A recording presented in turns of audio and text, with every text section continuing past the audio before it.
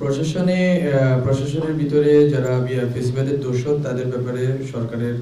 স্পষ্ট অবস্থান আছে এবং সরকার এই ক্ষেত্রে যথেষ্ট সক্রিয় আছে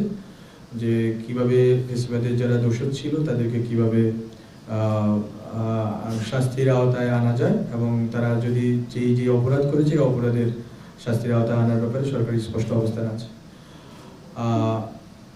তো আমরা মনে করি যে সরকার ক্ষমতা দায়িত্ব গ্রহণের দ্বিতীয় মাস এবং এই সময়ের ভিতরে সরকার অনেক জায়গাগুলোতে মূলত আইন শৃঙ্খলা পরিস্থিতি এবং বাংলাদেশের যে বিদ্যমান যে জনগণের যে আকাঙ্ক্ষার জায়গা থেকে যে সংস্কারগুলো রয়েছে সংস্কারগুলো করার ক্ষেত্রে প্রায়োরিটি দিচ্ছে।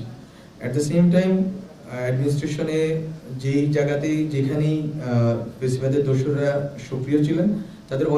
অনেকেই আপনারা দেখবেন যে অলরেডি অনেকেই গ্রেপ্তারের ব্যবস্থা করা হয়েছে, অনেকের নামে মামলা আছে, অনেকের বিরুদ্ধে মামলা অনুযায়ী গ্রেপ্তারের পরবর্তীতে বিচার বা পরবর্তী কার্যক্রম চলমান আছে। আমরা আশা করি যে এবং এটা আমাদের জায়গা থেকে স্পষ্ট অবস্থান যে আমরা প্রশাসনের বাইরে দলীয়ভাবে যেখান থেকেই গণহত্যার সাথে জড়িত ছিল এবং ফেসিবাদের দোষর হিসেবে ভূমিকা রেখেছে তাদের সবাইকেই বিচারের আওতায় আনা হবে এবং ধীরে ধীরে সবাইকেই সঠিক মামলা এবং তদন্তের ভিত্তিতে শাস্তির আওতায় আনা হবে। এটা আমাদের স্পষ্ট অবস্থান।